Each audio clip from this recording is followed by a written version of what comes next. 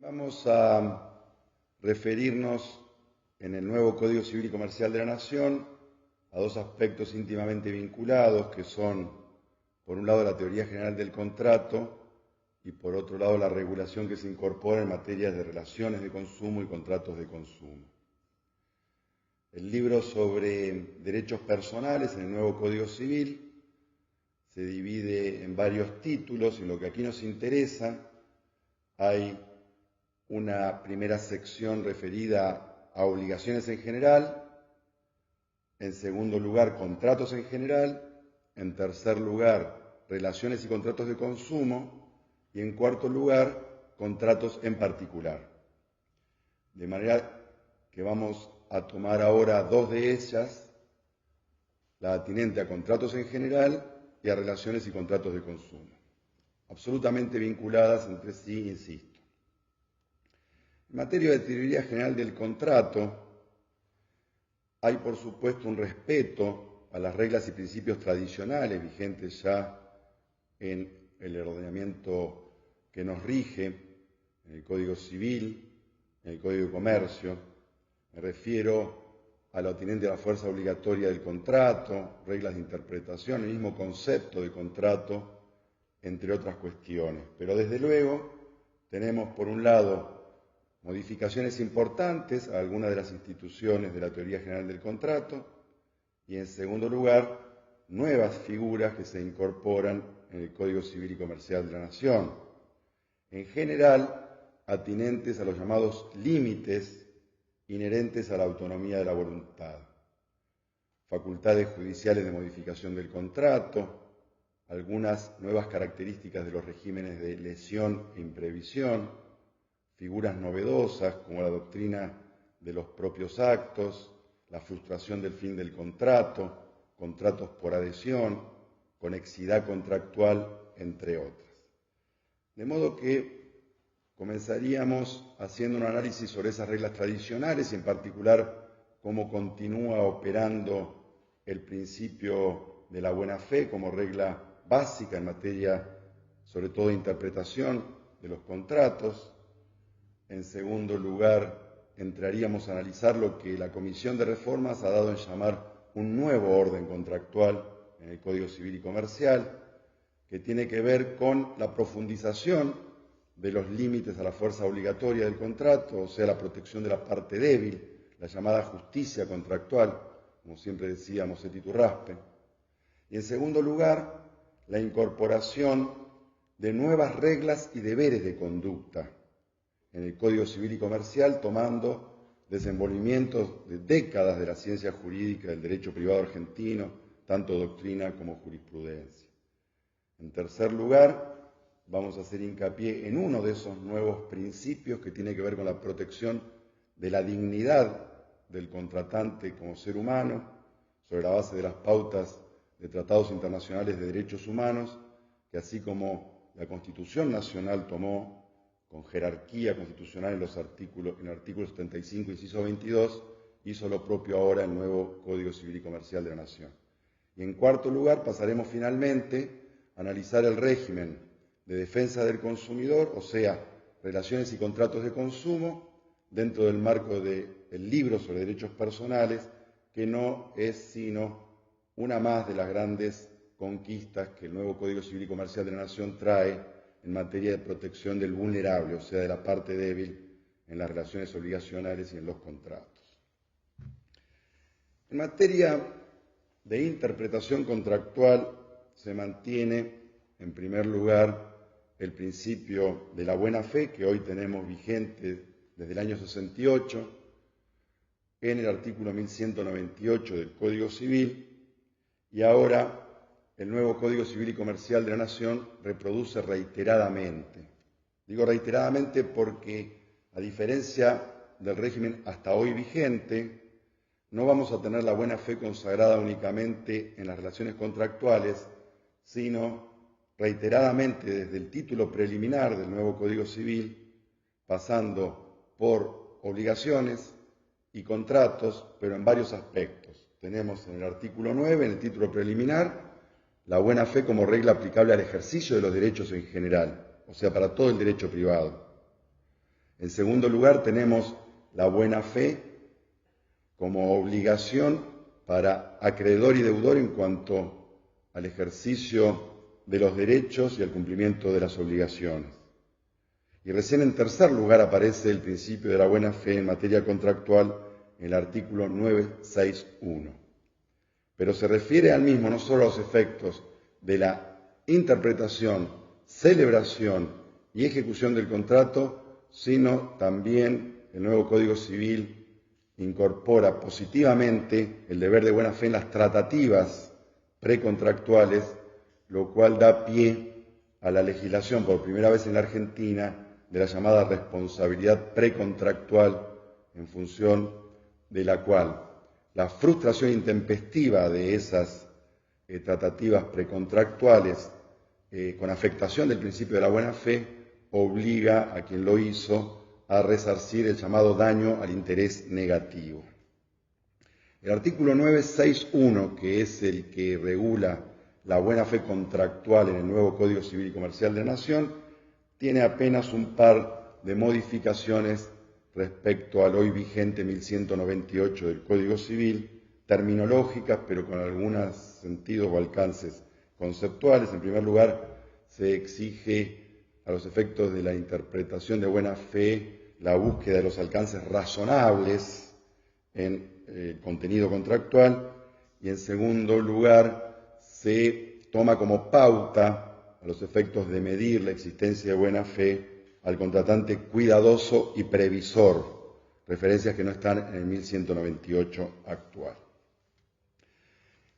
Las reglas de interpretación contractual, que por supuesto ahora son comunes a la contratación civil y comercial, porque de esto se trata, entre otras cuestiones, la unificación del nuevo código, las reglas de interpretación se complementan con varias otras directivas, además de la base que es el principio de la buena fe. Directivas que en el nuevo código están incorporadas en los artículos 1061 y siguientes hasta el 1068, que en alguna medida recogen las clásicas directivas de interpretación de los contratos que el Código de Comercio, en el artículo 218, establece hasta el 31 de julio próximo, vale decir, hasta el fin de la vigencia del Código de Comercio. El 218 del Código de Comercio establece en varios incisos reglas de interpretación contractual e, insisto, en alguna medida el nuevo Código Civil y Comercial, en los artículos 1061 y siguientes, han tomado muchas de ellas, pero por supuesto con bastantes modificaciones. La primera regla de interpretación, que está en el nuevo artículo 1061, es la que establece que se debe tomar en cuenta primordialmente la intención común de las partes. En esto se sigue el lineamiento del Código de Comercio, artículo 218. Y recién como excepción, en el artículo 1062, se establece que debe tomarse en cuenta la literalidad de los términos. Ahora aquí aparece una primera modificación que tiene que ver desde luego con las nuevas décadas que transitamos en el derecho privado patrimonial, en función de la cual se establece que la literalidad de los términos no se puede tomar en cuenta en los contratos por adhesión y en los contratos de consumo. Esto es lógico,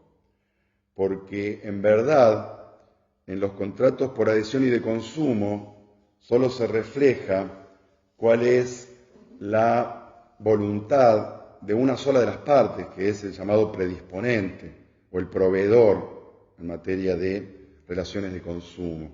Él es el único que participa en la configuración interna del contrato, o sea, en la predisposición de su contenido, en la determinación de cuáles son los derechos y obligaciones de las partes. De manera tal que mal podría atenerse a la literalidad de los términos y dejar fuera la intención común de las partes, porque jamás la intención común va a estar reflejada en contenidos predispuestos unilateralmente por una sola de las partes. Para llegar a la intención común en los contratos por adhesión y de consumo hay que atenerse a otras pautas que están reflejadas en diversas normas del nuevo Código Civil, no solamente en estas que regulan directivas de interpretación contractual, sino también protección de la parte débil, interpretación en caso de duda a favor del adherente o del consumidor, vale decir reglas que toman en cuenta no tanto quién redactó o quién es deudor o acreedor, sino quién es la parte débil o vulnerable en el contrato, y se interpretan siempre sus términos a favor de este último. Al margen de esa situación, hay otras reglas de interpretación. En los artículos 1063 y 1064 del nuevo Código se establece, en primer lugar, cuáles son las pautas sobre la base de las cuales establecer el significado de las palabras en lo que es la interpretación de la literalidad de los términos,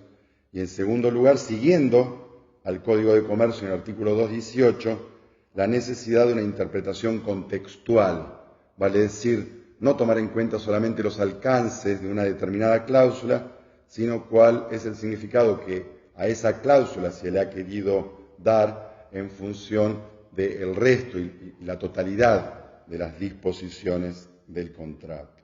Y finalmente se establecen dos principios de interpretación en los artículos 1066 y 1067, el primero de ellos clásico, que es el principio de conservación del contrato que ya está en el Código de Comercio, artículo 218, o sea, en el sentido que si una determinada cláusula o contenido contractual pudiera interpretarse en dos sentidos distintos en función de los cuales de uno de ellos pudiera derivar la ausencia de validez o vigencia del contrato y del otro su vigencia y validez, siempre se estará a favor de la conservación del contrato. Y el segundo de los principios es novedoso y tiene que ver con la protección de la confianza, artículo 1067, la creencia, la llamada buena fe subjetiva, en función de la cual se debe incluso tomar en cuenta la doctrina de los actos propios, que ha sido incorporada en esta misma norma, artículo 1067, por la cual se impide que una de las partes intente contradecir su conducta anterior y en juicio pretender que se resuelva de un modo, insisto, incoherente o contradictorio con la actitud que ha tenido en forma previa. Finalmente, hay reglas de interpretación en el nuevo Código Civil, artículo 1068, referidas a las expresiones oscuras, o sea, aquellas en las que quedan dudas sobre cuál es el sentido y alcance. Aquí no se ha tomado en cuenta estrictamente lo que el artículo 218 del Código de Comercio establece, porque esta norma hoy vigente siempre toma en cuenta que debe interpretarse a favor del deudor, o sea, un principio favor debitoris clásico que no es el resultado que hoy precisa el tráfico contractual, porque en verdad no siempre el débil es el deudor. En las relaciones, por ejemplo, de consumo, el consumidor tanto puede ser deudor como acreedor. Se trata de contratos en general bilaterales. Por ejemplo, en un contrato de telefonía celular, el consumidor es deudor del precio, pero es acreedor del servicio y de la correcta señal, por ejemplo, para comunicarse telefónicamente. De manera tal que una regla de interpretación siempre a favor del deudor podría favorecer a la parte más fuerte de la relación. Y por lo tanto, lo que ha llegado el nuevo Código Civil y Comercial de la Nación, el artículo 1068, es a distinguir entre los contratos gratuitos y onerosos. En los contratos gratuitos sí se mantiene la regla en función de la cual debe interpretarse en caso de duda en el sentido menos gravoso para el deudor, o sea, favor debitoris. Pero en los contratos onerosos lo que se establece es que la interpretación debe hacerse siempre, cualquiera sea el acreedor o el deudor, en el sentido de lograr un ajuste equitativo de los intereses de las partes. Estas son las reglas en materia de interpretación. Pero se complementan con dos grandes figuras que el nuevo Código Civil y Comercial incorpora y que no están vigentes al día de hoy en nuestro ordenamiento jurídico, ni en el Código Civil originario, ni en el Código de Comercio, que son la integración del contrato, por un lado, y lo atinente a la prelación normativa, por el otro. Ahora nos vamos a detener sobre estas dos cuestiones, que son los artículos 962, 963 y 964 del nuevo Código Civil y Comercial. La integración del contrato es una función jurisdiccional que tiene que ver con un activismo en el rol de los jueces a los efectos de intervenir en el contrato, participar en su configuración cuando algunas vicisitudes dejen lagunas en cuanto a los derechos y obligaciones de las partes, porque obviamente en principio son los contratantes los que, a través del principio de la autonomía de la voluntad y de la libertad contractual, deciden cuáles son sus derechos y obligaciones, pero en el transcurrir de la relación contractual, sobre todo en aquellos contratos de duración, ocurren vicisitudes que son reguladas por distintas instituciones del ordenamiento jurídico. Por ejemplo, la lesión,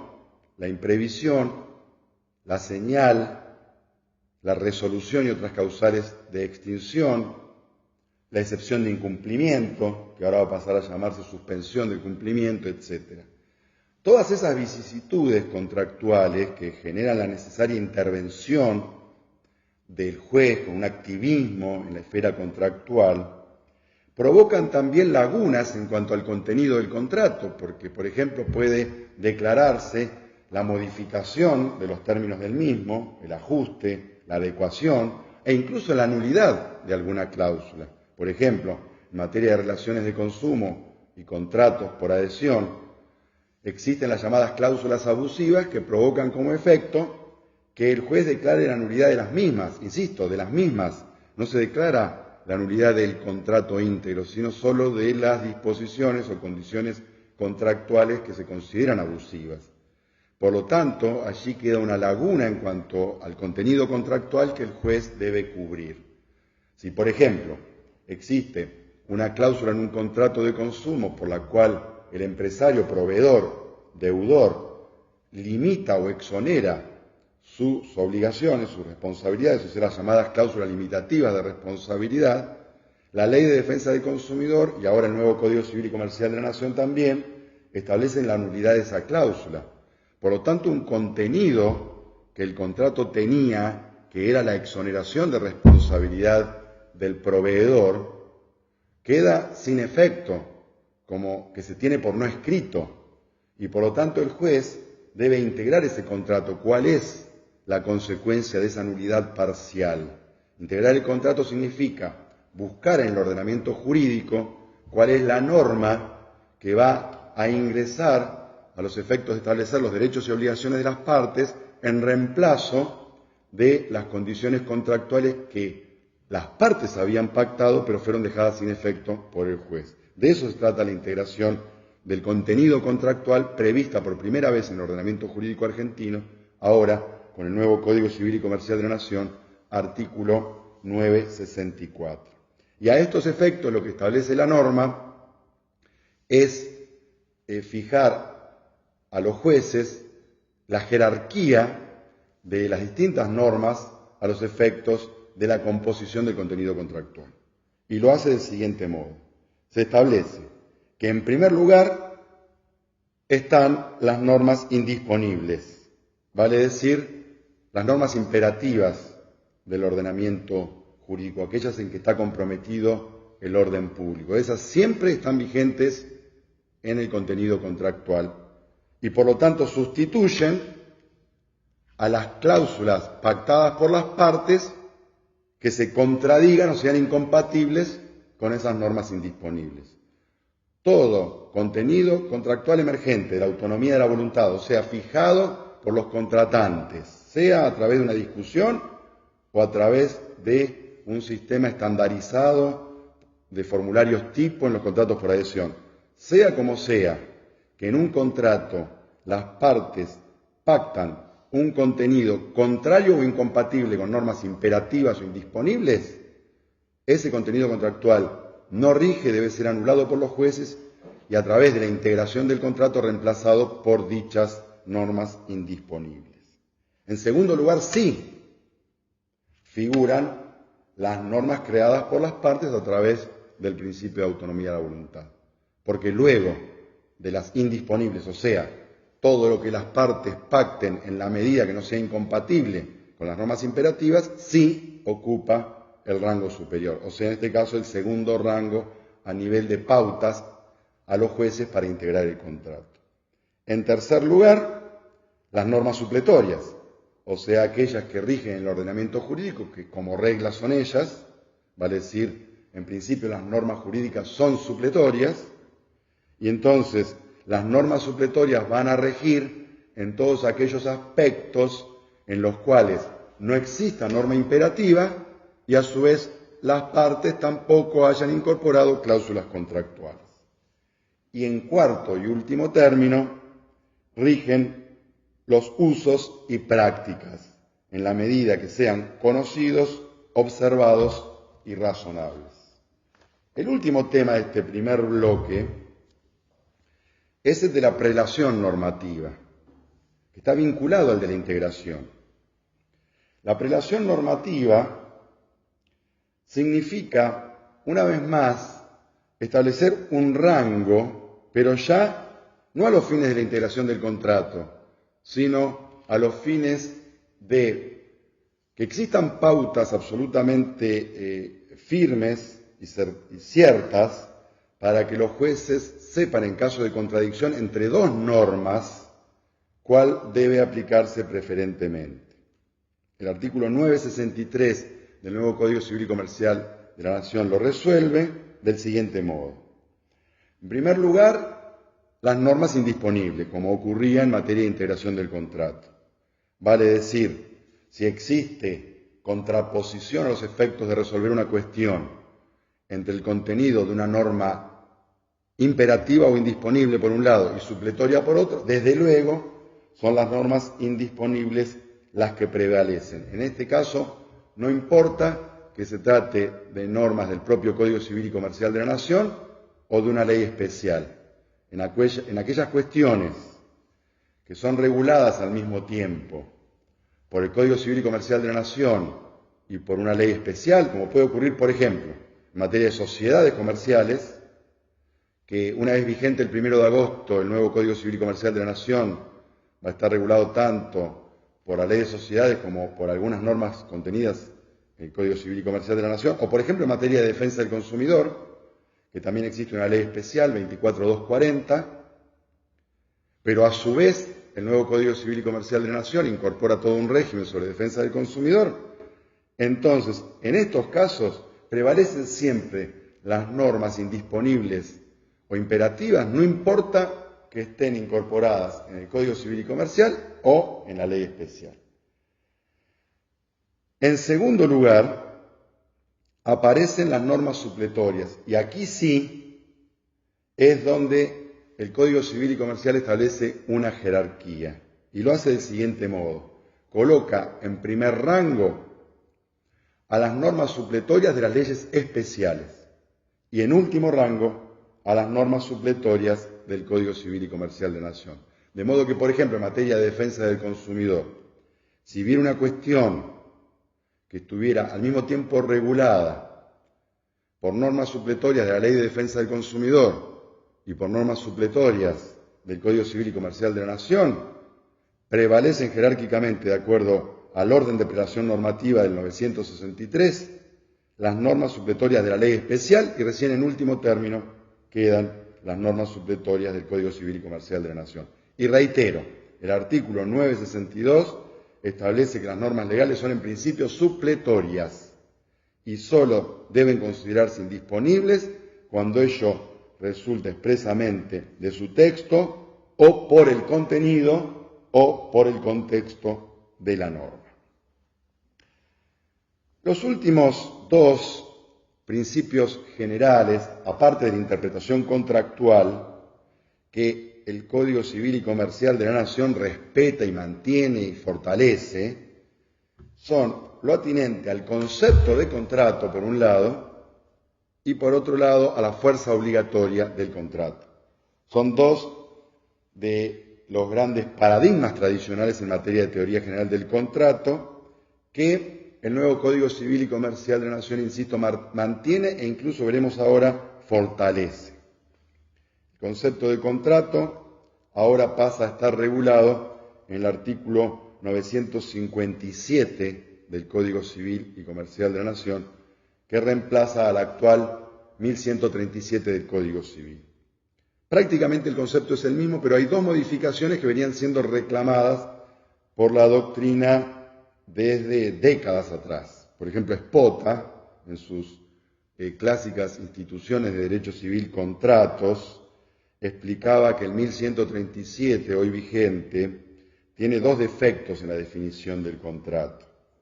En primer lugar, que se refiere a personas cuando debería referirse a partes. Y en segundo lugar, omite que los contenidos a los efectos de configurar un contrato deben ser patrimoniales,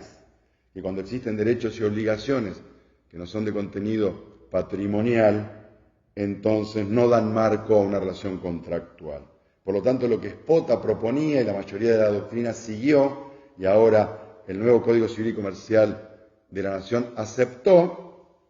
es que en el concepto de contrato, en el nuevo artículo 957, se corrijan esas dos cuestiones y por lo tanto se ha reemplazado la expresión personas por partes, por un lado, y en segundo lugar se ha exigido que a los efectos de que se configure una relación contractual, la misma tenga contenido patrimonial.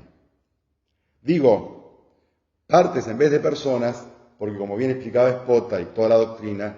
puede existir dos personas pero que representen a una sola parte, como también puede existir varias personas que representen a una sola parte. No sé si dije las dos veces lo mismo.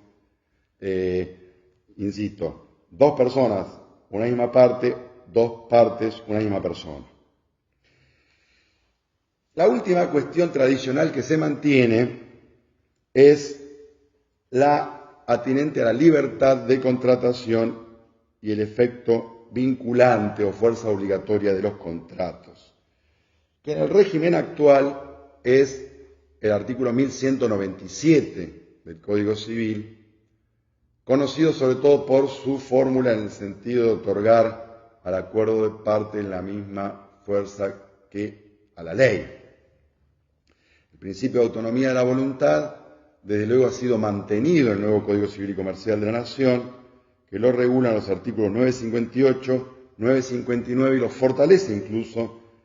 en el artículo 965. Ya no se refiere, por supuesto, a que los contratos generan obligaciones como la ley misma, pero sí establece expresamente, por un lado, que tienen fuerza obligatoria.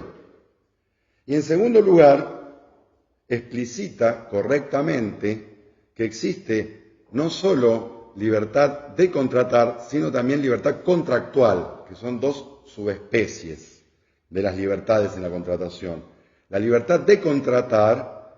es aquella en función de la cual cada una de las partes puede decidir espontáneamente si celebrar el contrato o no, y en su caso con quién celebrarlo. Mientras que la llamada libertad contractual tiene que ver con la configuración del contenido del contrato, o sea, la determinación de los derechos y obligaciones de las partes. Lo que hace el nuevo código en los artículos 958 y 959 es mantener la fuerza obligatoria del contrato, pero a su vez estableciendo que tanto rige a los efectos de garantizar la libertad de contratar como la libertad contractual, o sea, de configuración del contenido. Pero digo que lo fortalece porque la última de las normas que vamos a mencionar en este primer bloque, que es el artículo 965, establece lo que ya centenariamente la Corte Suprema de Justicia de la Nación ha fijado como doctrina judicial, que los derechos y obligaciones emergentes de los contratos integran con jerarquía constitucional el derecho de propiedad en los términos del artículo 17 de la Constitución. O sea, no solo se ratifica el principio de autonomía de la voluntad y la fuerza obligatoria del contrato, sino que se le otorga expresamente por primera vez en una norma legal el carácter de contenido de derecho de propiedad en los términos del artículo 17 de la Constitución Nacional. Esta primera etapa, referida al mantenimiento y fortalecimiento de las reglas tradicionales en materia de buena fe, interpretación, concepto de contrato, autonomía de la voluntad y fuerza obligatoria, no impide que, como veremos en el segundo bloque a continuación, se mantienen y por sobre todas las cosas se fortalecen y enriquecen enormemente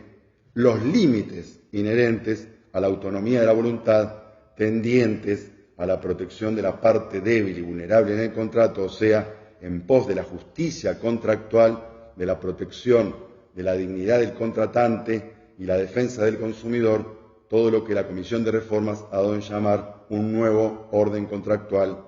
en el Código Civil y Comercial de la Nación.